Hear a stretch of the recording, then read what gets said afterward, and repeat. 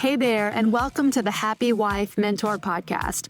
I'm your host, Jenny Grimion, certified coach, podcaster, mom of 3, and happy wife of 19 years.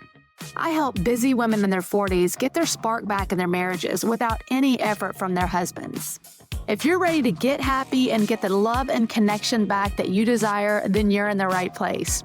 Here, I'll share tips and strategies that helped me go from meh in my marriage to thriving and more connected than ever before.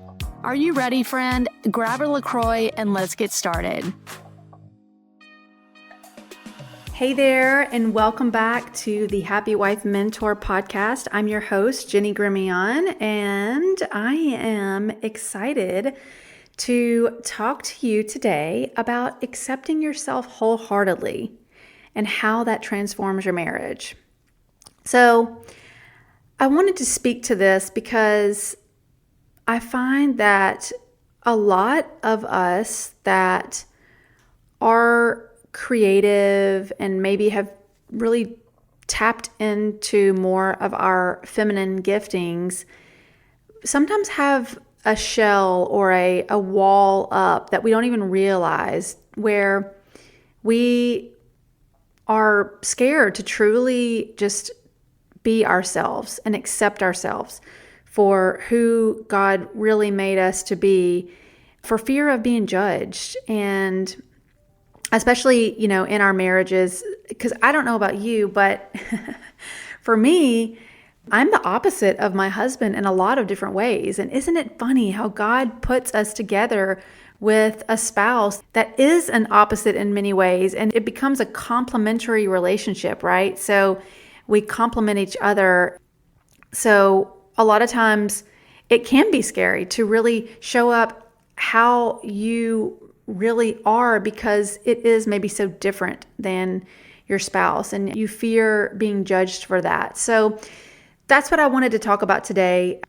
So tip number 1 that I have for you is to, drop the self-criticism and just have more compassion for yourself. Look at you. I mean, you have been through so much life, right? You've learned, you've done so many things in your life. If you're a mom, especially, my kids are 17, 15, and 11 now. I've been through a lot of life with kids, and there's just a lot to celebrate, right?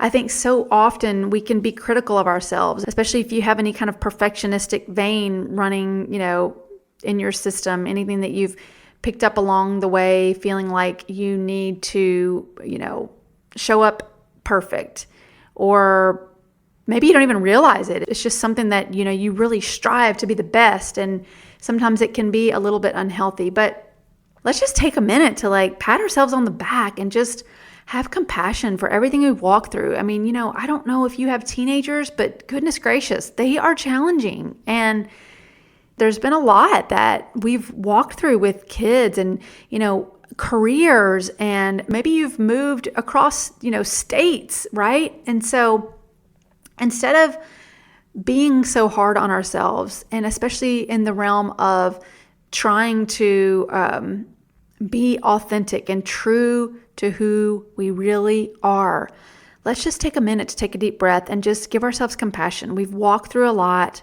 in our marriages, in our homes, in our lives up until this point, and let's stop the criticism. Because what I've found is when I'm judging myself, the way that typically manifests is I start judging my husband, right? It's like a mirror. And if there's something that is really just annoying me about him, or I just wish he would change, a lot of times it's something that I'm beating myself up about. And I don't even realize that. So, you have to really, really notice if you're being triggered by something that your husband is doing, or something really annoys you about him.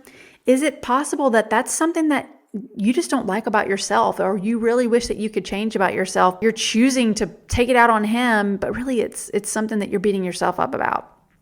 So let's be kind to ourselves. Let's be compassionate to ourselves.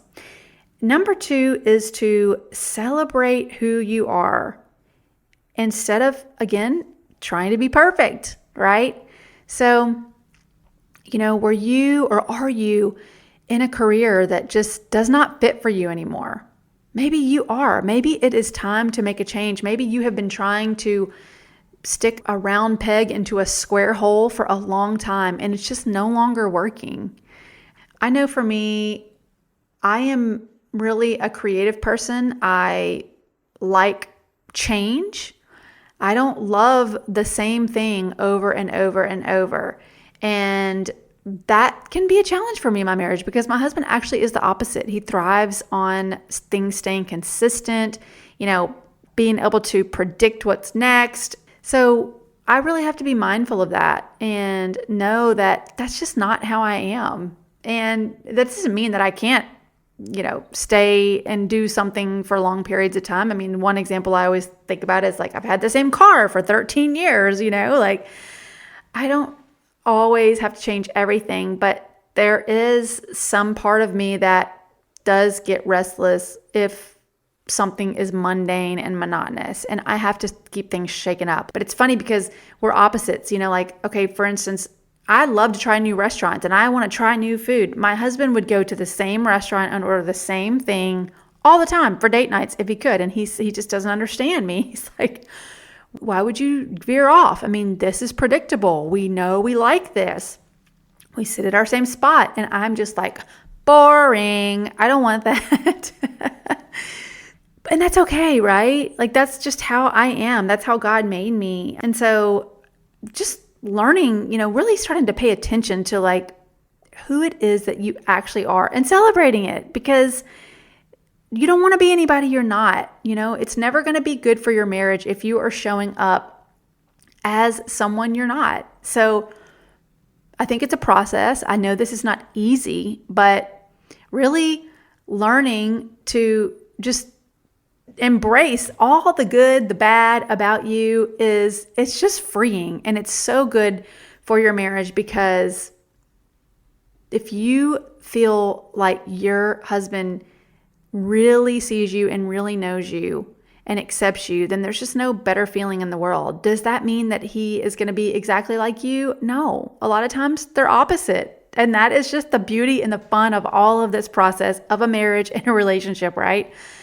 But we don't want to show up trying to be something that we're not, because it's not sustainable. It will cause you to be miserable. And honestly, it's just not healthy for the marriage. Number 3, and this is a big one, accept your emotions instead of fighting them and hiding them. Wow. This is a big one in marriage, because as feminine beings, we are very emotional and we're sensitive. And that is a great thing. We are the nurturers in the family.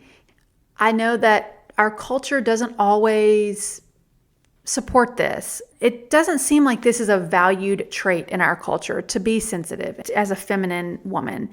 Everything is, out there in the world as grind and hustle culture, and, women can do everything men can. And, it's a very masculine approach out there in the world and on the streets, right? Especially if you have had a corporate career or have a demanding career or job that maybe you're in an industry where there's a lot of men, then it's frowned upon to have feelings or emotions. And I'm just here to tell you that it's a superpower. Your emotions are a superpower in your marriage. And if you have felt like you cannot show your true emotions or feelings in your marriage, then I see you and I get it. And, you just haven't been taught the balance and the dance of the feminine and the masculine, which is, we are so misled in this culture, again, about marriage and true success in relationships. And part of that success is going to be owning your emotions and being okay with them. This can be challenging, and learning to share your emotions in a vulnerable way that inspires your husband. It's a skill, and it's something that you have to learn, and it's not always easy. I know it's been one of the hardest things for me, because I was in a very male-dominant career for a long time in the medical device sales industry, and you had to be a tough girl, right? And there was no crying, metaphorically, I guess. And so, unraveling all that and learning to embrace my more sensitive feminine side. Not that I'm out crying on the streets every day, right? That's not what I'm saying here. There's a balance, but in your marriage, learning ways to really embrace your feelings and your emotions is so powerful. And it's a part of accepting yourself. And so I just know that I had to learn that because I was told as a child by my dad that I was too sensitive. I took that with me. I don't blame him for that. I mean, he was doing the best that he could, and he just didn't really know how to. He was a man and didn't really have strategies or skills how to support a sensitive little girl, right? But, there are things that happen to us in our life that causes us to become hardened and get out there in the world and go, kind of like just wall off those feelings and that sensitive side. And I'm here to tell you that it's a gift. Accept yourself and be willing to show that side of you because it's beautiful and it's how God created you. And so, it's helped me so much. So to recap on ways to accept yourself wholeheartedly and how it transforms your marriage. Number 1, drop self-criticism. Stop criticizing yourself and give yourself compassion. Look at all that you've been through. Go you. Pat yourself on the back. Give yourself some compassion. Think about what you're saying to yourself in your head on a daily basis. A lot of our thoughts are on repeat, and then most of them are negative. So let's be compassionate for ourselves and think about how we are judging ourselves. Because again, like I said, if we're judging ourselves, a lot of times that manifests and we're judging our spouses and criticizing them, maybe in our heads. And that's never going to be good for a successful, happy marriage. Number 2, celebrate who you truly are instead of trying to be perfect or fit yourself in a box that you're not fitting in, right? Are you creative, but you are in a masculine career that bores the heck out of you? You just want to pull your eyeballs, just poke your eyeballs out every single day going to work. Maybe it's time to make a change. And that's okay. That is okay. There is a beautiful path ahead of you if you just take the next step and really embrace who you were meant to be. And number 3, accept your emotions instead of fighting them and trying to hide them, especially in your marriage. You are a sensitive being because you're a feminine being. God gave you this gift. We are nurturers.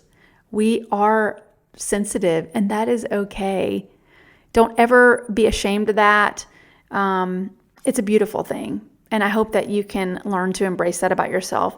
And when you take all of this and you really just show up as your true, genuine self, it is a beautiful thing. It transforms your marriage because you are showing up exactly who you are. And it feels so good to be accepted for who you are and not feel like you have to wear a mask or be somebody that you're not. And I know this has helped me tremendously. I still work on this on a daily basis, If you've ever had any part of you where you didn't maybe accept something about yourself, then it is a daily battle and something that you will be walking through sometimes on a daily basis, and that's okay too.